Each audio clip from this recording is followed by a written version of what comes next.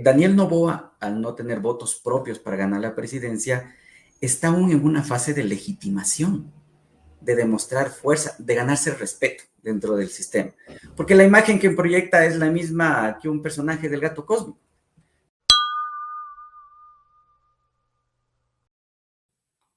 Ecuador, ¿cómo estás? Llegamos al viernes 15 de agosto, son ya 8 horas con un minuto y esta es una semana sui generis. Termina una de las semanas en que más notorio ha sido el ejercicio de contrapunto entre el gobierno y la Corte Constitucional, y nosotros consideramos que este es como que el primer paso dentro de una nueva temporada de pugna, de contradicción, de invención de nuevos enemigos del régimen, para poder analizar esto que ha pasado y lo que se vendrá en términos de comunicación política. Cuento con la participación de Andrés Jaramillo, destacado catedrático universitario y estratega de este ámbito de la comunicación política. Andrés, muy buenos días. ¿Cómo estás tú? Bienvenido a las redes sociales de Plan B.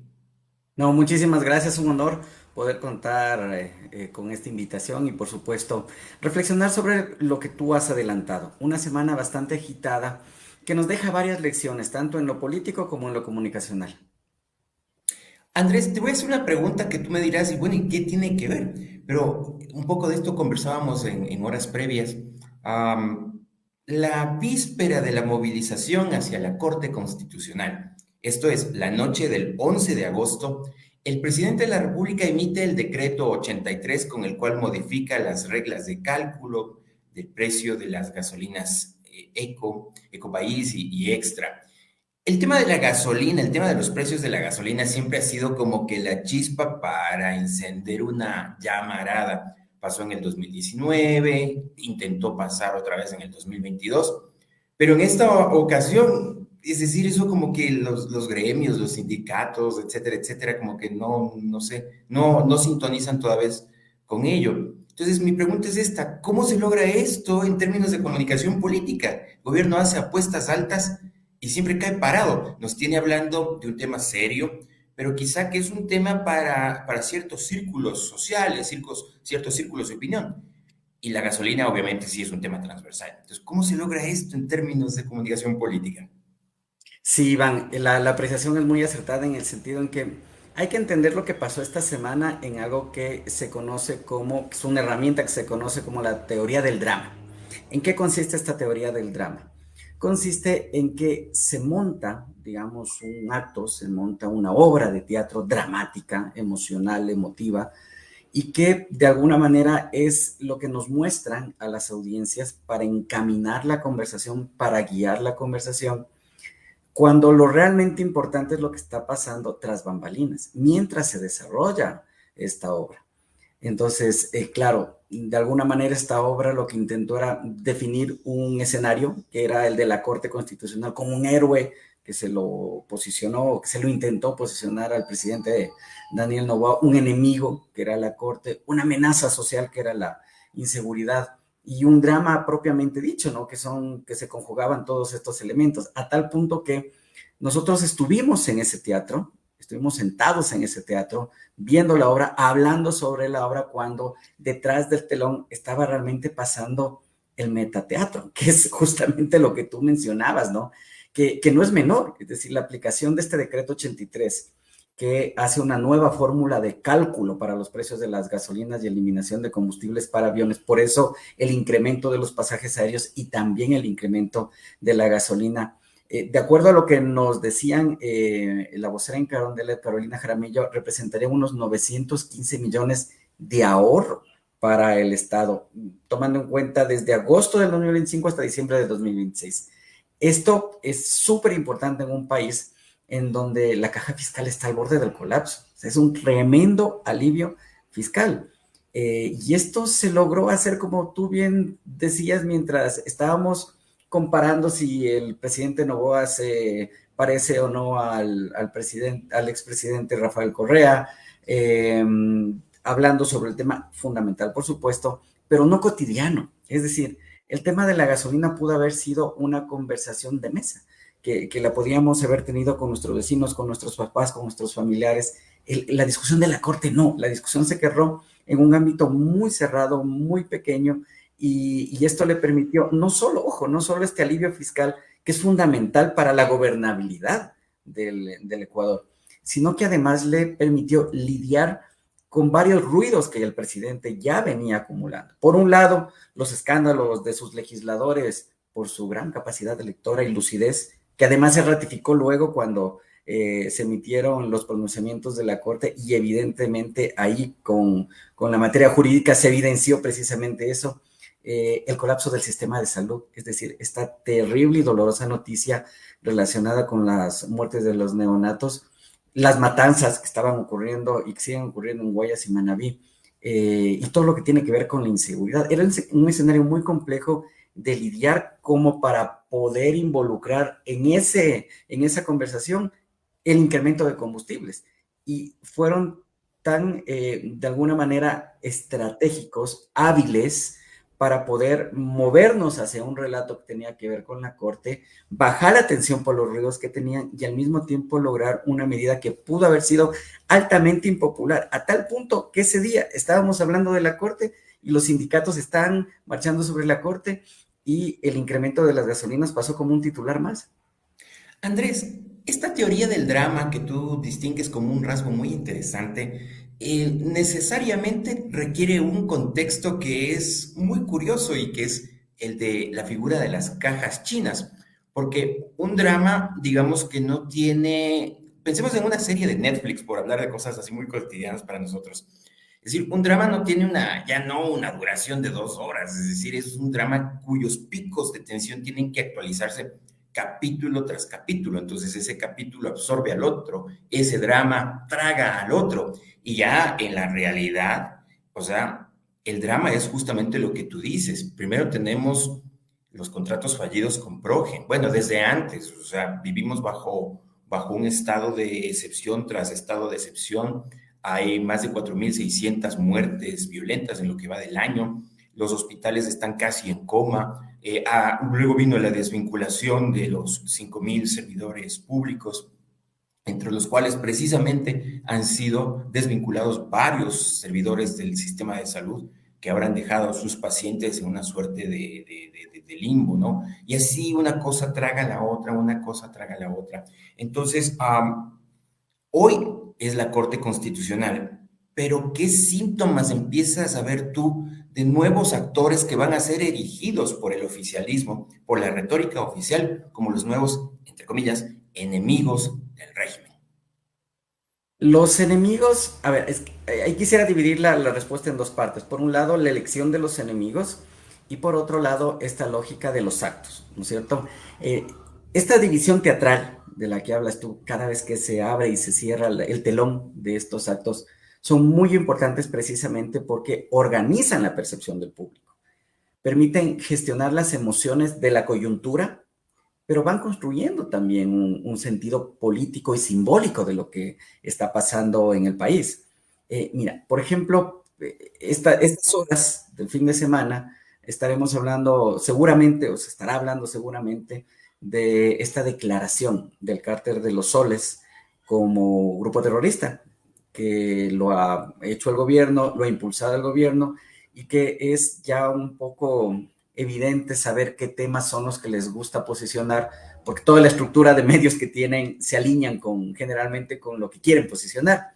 Pero te decía que es importante este capítulo que vamos a tener del Cártel de los Soles, porque mira el momento en el que se produce. Justo después de que se difundiera masivamente el video en que el expresidente Rafael Correa se refiere a Nicolás Maduro como un hombre bondadoso y bueno.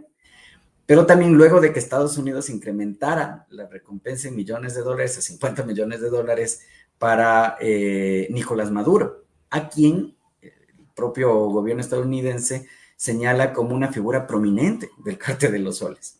Entonces, este tema se ha puesto ya en la narrativa y va a ser un capítulo más de estas divisiones teatrales que nosotros vamos a ver. Pero te decía, y tú lo mencionabas también, estos enemigos van a ir cambiando según la coyuntura, porque los momentos de alguna manera le dan las pistas al gobierno para ir seleccionando al mejor enemigo. Es importante que la obra se desarrolle, o porque para que la obra se desarrolle con éxito, tener a alguien a quien se pueda ganar las batallas. Es decir, no se elige un enemigo que sea difícil de vencer. Esto es como cuando en las pandillas obligan a los nuevos integrantes a elegir con quién pelear. No se elige al más fuerte o al más popular o al que más experiencia tiene peleando. Eliges a la Corte Constitucional. Eliges al correísmo que está golpeado interna y externamente. Eliges enemigos que puedan ser vencibles, pero que al mismo tiempo puedan lograr el suficiente ruido mediático como para poder posicionar una narrativa y una conversación. Oye, Andrés, en cuanto a la elección de los enemigos, ¿cuál es tu reflexión sobre el uso que el gobierno ha dado al correísmo como ese antagonista? Porque a mí me da la impresión que lo usó como si fuese un Kleenex, ¿no es cierto?, durante las elecciones para posicionar ese espíritu anticorreísta y ganar los votos de ese sector del electorado. Pero yo creo que ahora, o sea, si tiene a medio personal del correísmo metido en el gobierno, yo creo que por eso más bien transitó del correísmo a la Corte Constitucional. ¿Cómo ves tú este uso del correísmo?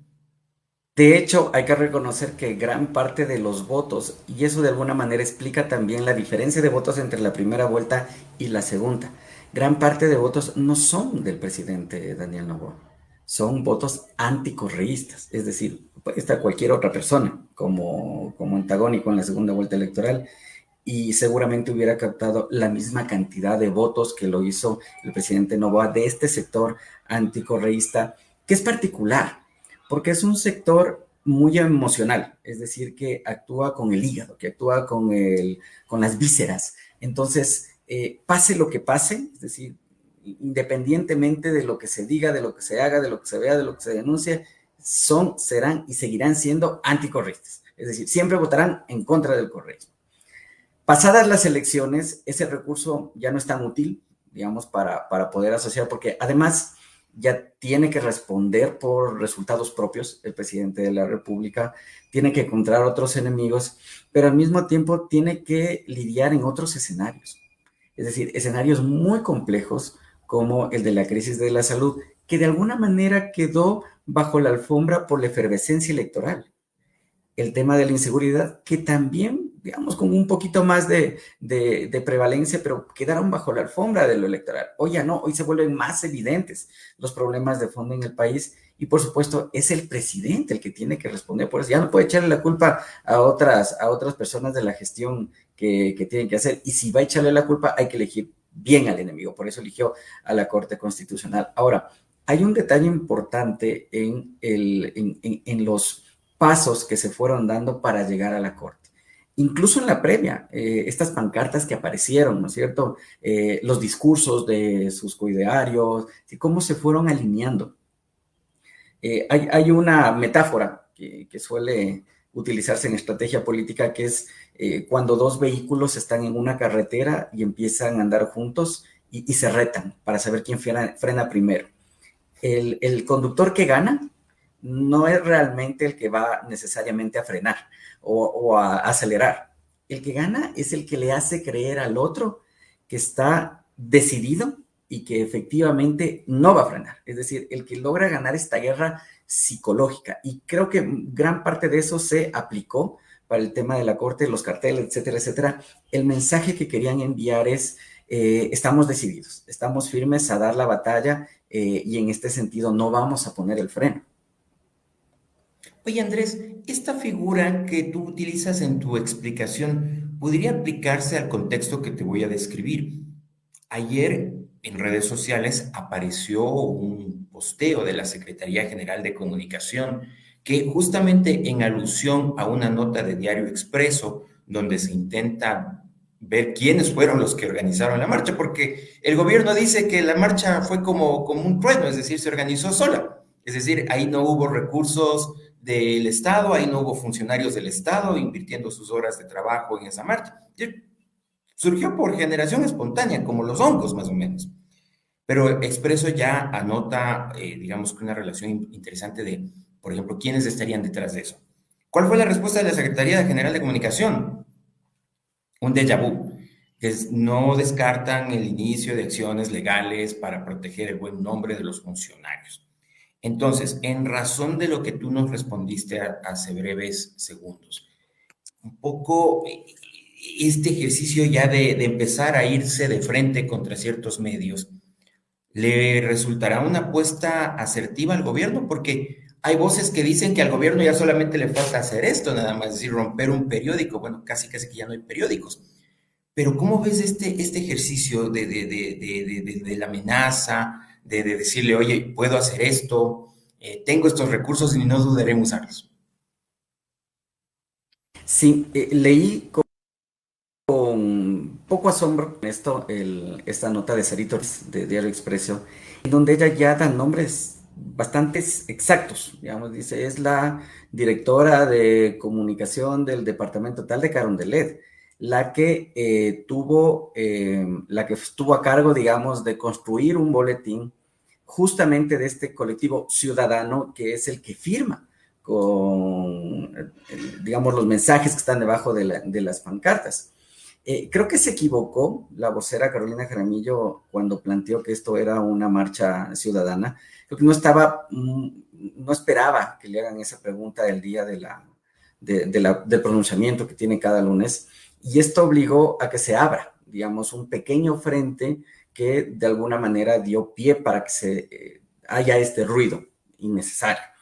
No obstante, recordemos también que Expreso estos días ha sido uno de los periódicos que ha sido como más incisivo en los temas de salud y que de hecho está publicando una serie de reportajes de investigación a profundidad sobre cómo el sistema de derivaciones permitió que muchas clínicas privadas terminen creciendo espectacularmente en poco tiempo con recursos públicos. 8.000 Entonces, millones de dólares. le viene muy bien, digamos, el pretexto de la supuesta difamación de la marcha, pero en realidad vemos que hay un tema que es mucho más de fondo, que lo está revelando Expreso y que está haciendo un excelente trabajo relacionado con el tema de salud. Entonces, le viene bien para frenar sin involucrarse en esta conversación de la salud, que es mucho más cotidiana que si un funcionario pagó o no pagó los carteles de la Corte Constitucional. Es decir, saben elegir bien, digamos, el hilo a través del cual intentan amedrentar e intentan de alguna manera acercar a los medios de comunicación, que como tú decías, es un déjà vu, porque ya lo hemos visto en varios gobiernos y que desdice mucho de lo que se prometió en campaña y desdice mucho de las expectativas que tiene la ciudadanía frente al presidente, porque precisamente ese voto anticorreísta en gran parte se volvió anticorreísta. ¿Por qué? Por el autoritarismo. Se volvió anticorreísta porque se vulneraron los derechos, no se cuidó la libertad de expresión, no se construyó una institucionalidad y no fue democrático. Y es precisamente lo que estamos viendo ahora. Así es que hay que tener mucho cuidado en lo que pueda pasar más adelante porque precisamente eso puede convertirlo, y parece que eso es lo que quiere el presidente, convertirlo en la nueva figura autoritaria que se rechace en el país. Pero tú ves que este régimen seguirá en esta tónica de ver a ciertos medios de comunicación como el contradictor, porque hacer esas apuestas, igual, la historia ya nos ha dado respuestas de aquello, hacer este tipo de apuestas es más bien una suerte como de lanzar para arriba un boomerang. Los gobiernos tarde o temprano siempre terminan lastimados por el peso, no de los medios, sino por el peso de la realidad. Uh-huh. Pero pasa tiempo, o sea, nosotros vimos cuánto le tardó al correísmo salir del poder y además en circunstancias que no se hubieran dado si es que gente del propio movimiento no hubiera, digamos, desistido de seguir en esa línea, ¿no? Concretamente el expresidente Lenín Moreno.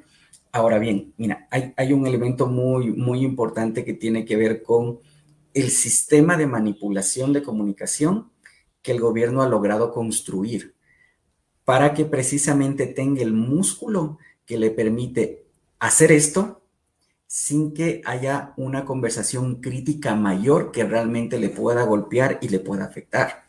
Y yo Esto diría se ha una cosa ido... más, Andrés, si Ajá. tú me permites la interrupción.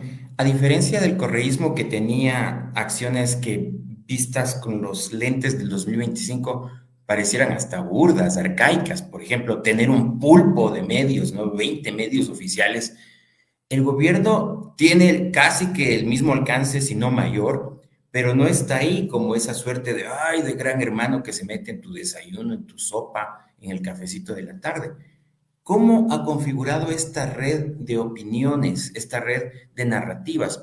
Porque medios oficiales, pues hay creo que ya uno o dos. Hay otros medios bajo control del Estado que lamentablemente son utilizados cada coyuntura para ciertas narrativas, pero lo que sí estamos viendo ahora, y que bueno, no vamos a ser ingenuos, eso también ha pasado en otros gobiernos, pero me parece que ahora es mucho más fuerte de frente, ¿no? Hay todo un pool de radiodifusores de Quito, de Guayaquil, nuevos anchors y presentadores de medios digitales. Hay muchos medios digitales que al calor de la campaña reciente crecieron y se van posicionando de una manera meteórica. Tienes a los influencers, me horroriza esa palabra. Tienes trolls, muchos de ellos correístas, pero también tienes algo que yo no he visto en otras épocas.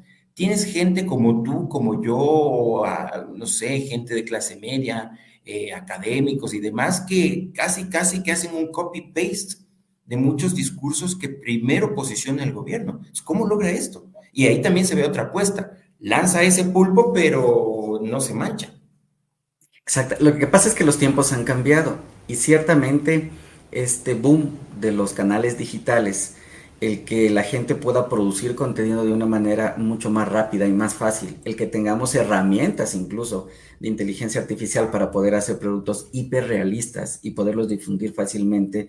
Es decir, esto de que ya el control del contenido se haya diversificado, digamos, para diferentes actores y que los políticos se hayan dado cuenta que pueden ser altamente capitalizables, cambió todo, cambió absolutamente todo. Y en ese cambio, Novoa lo ha logrado entender. El gobierno de Novoa ha logrado estructurar un complejo sistema de manipulación mediática que se perfeccionó, como decíamos, sobre todo de cara a la segunda vuelta de las últimas elecciones, donde logró la reelección. Pero en este aparato ya convergen orgánicamente los así llamados influencers, canales digitales que se venden como medios, pero que solo son portavoces, empresas extranjeras que pautan desinformación en el Ecuador, ejércitos de bots que aplauden y linchan según el acto y según la obra teatral que se monte, pero también hay lo que tú decías y que es mucho más grave, pseudos analistas, pseudos académicos, pseudo periodistas, pseudos expertos que están pululando en paneles, en medios, que le hacen frases sin evidencias, que validan al régimen y después terminan siendo asesores de Carondelet.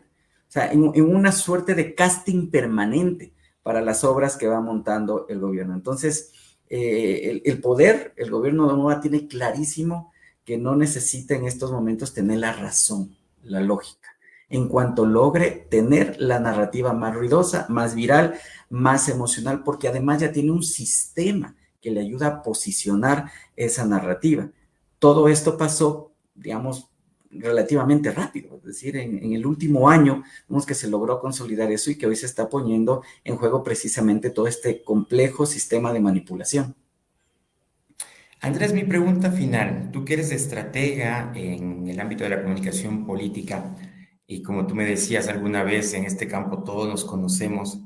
Todo esto que está ocurriendo, todo este manejo, yo diría muy estratégico y asertivo, lo cual no quiere decir que yo concuerde con ello, pero sí tengo que reconocer que ha sido muy asertivo y es mucho más solvente que lo que vimos en otros años.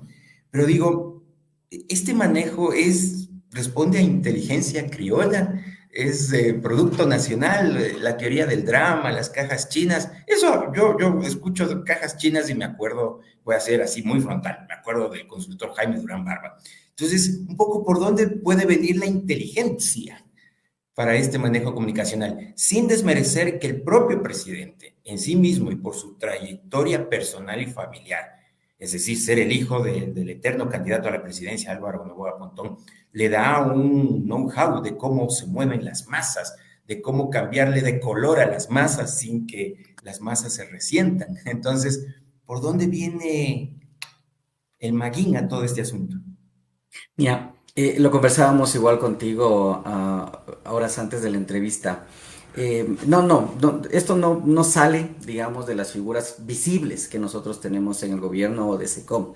La verdad es que, como bien tú decías, esto es un tema que tiene cabeza, que tiene estrategia, que tiene inteligencia, que no da, digamos, para lo que nos han mostrado actualmente. Más bien, tiene mucho o encaja mucho con toda esta línea de conocimiento que tiene que ver de la Universidad George Washington, en donde el presidente estudió, en donde Durán Barbase fue su profesor y en donde hizo una red de amigos y amigas que compartió ahí, que de alguna manera se han vinculado no públicamente al gobierno y que de alguna manera son quienes están moviendo esta parte del hilo. Fíjate que el día de la marcha había que construir un héroe, había que construir un héroe en un momento muy particular para el presidente. Daniel Noboa, al no tener votos propios para ganar la presidencia, está aún en una fase de legitimación, de demostrar fuerza, de ganarse respeto dentro del sistema. Porque la imagen que proyecta es la misma que un personaje del gato cósmico. Entonces necesitaba una pelea que no necesariamente gane, pero que lo posicione como alguien dispuesto a confrontar, a fajarse. Este liderazgo duro, esta firmeza que quieren mostrar. Entonces, en este sentido, elegir a la Corte como enemigo fue un acto de astucia política. Y esta astucia política es la que vamos a ver. Mira lo que está pasando con la figura del vocero que construyeron. En teoría, el vocero es quien de alguna manera tiene que conectar con los diferentes públicos, profundizar sobre la información, tener canales de comunicación con los distintos sectores para explicar la posición, para ahondar en los temas que está planteando el gobierno. Pero en la práctica no es esa la figura de vocero que tenemos. La figura de vocero que construyó el gobierno es más bien o más cercana a la de un tramoyista. Es decir, que se encarga de subir y bajar el telón cada semana. Entonces, sube el telón para ver un tema que quiere posicionar el gobierno y baja para ver que no podamos ver un tema que tiene el gobierno. Entonces, esto ya nos da unas pautas claras de por dónde viene esta lógica, pero sobre todo de cómo va a continuar esta narrativa y esta obra que ha construido el gobierno con un drama principal, ¿no? El combate a la inseguridad, en donde por supuesto aprovechará para ocupar como enemigos a quien simplemente critique, porque, ojo, y con esto termino, Iván, para que una obra de teatro se dé, es importante que la gente, o es importante tener ciertas condiciones en un teatro. La gente tiene que estar sentada y tiene que estar callada y tiene que aplaudir al final. Si no hay esas condiciones, por eso los teatros están construidos de esa manera. Si es que hay una ciudadanía que no critica, que no se levanta a ver qué hay detrás de la cortina, que no cuestiona, que no habla, que simplemente asume las cosas, nos van a seguir mostrando esta obra y vamos a seguir aplaudiendo al final de la obra. Entonces yo creo que es fundamental recuperar la capacidad crítica de la ciudadanía y que por supuesto nosotros podamos de alguna manera mostrar y todo eso que el poder no lo quiere ver y que también nos está afectando como país. Andrés, en esta serie de fabricación de enemigos, siempre diré esta palabra entre comillas, ya vimos que fueron por la Corte Constitucional, ya vimos que irán poquito a poco por los medios, irán poquito a poco por ciertas ONGs, por ciertas organizaciones académicas. Y claro, como tú bien dices, hay una ciudadanía que es una espectadora pasiva de todo ello. Llegará un momento en el que ya el ciudadano va a ser el nuevo contradictor, porque claro, no sé si tú compartes esta impresión, pero está el presidente Noboa yéndose por una deriva autoritaria de una manera mucho más rápida de la que le tomó a Rafael Correa consolidar un esquema casi que absolutista, pero en la figura de él, como el caudillo, como el alfa y el omega. ¿Ves tú un gobierno en esa deriva? Mira, la metáfora que hacías de Netflix es muy cercana porque cuando nosotros hacemos una maratón de serie, la serie que nos guste, no importa, pero agarramos, y no sé si ustedes se han dado cuenta, empezamos a verla a 3 de la tarde y de cuando nos dimos cuenta ya eran las 10 de la noche, porque nos agarramos a ver capítulo por capítulo, nos enganchamos y nos entretuvimos. Afuera en el mundo pasaron un montón de cosas. siguieron las matanzas, los hospitales siguen sin infraestructura, pasaron un montón de cosas mientras nosotros. Siempre hay alguien que nos toca la puerta para decir, oye, ya van 5 horas en la televisión, ¿no? Yo creo que es importante que también asumamos ese rol, de tocar la puerta y decirles, está bien que nos entretengamos, pero están pasando cosas afuera y es importante que nos involucremos con el mundo online para que el país no se vaya por un caño. Andrés, muy valiosas tus reflexiones. He destacado mucho tu papel muy didáctico, por ende eres docente universitario. Gracias por esta reflexión. Amigos, muchas gracias también a ustedes por acompañarnos en todas estas emisiones de Mesa de Análisis. Con Andrés nos vemos en una próxima oportunidad y con ustedes el próximo lunes. Que tengan un gran fin de semana.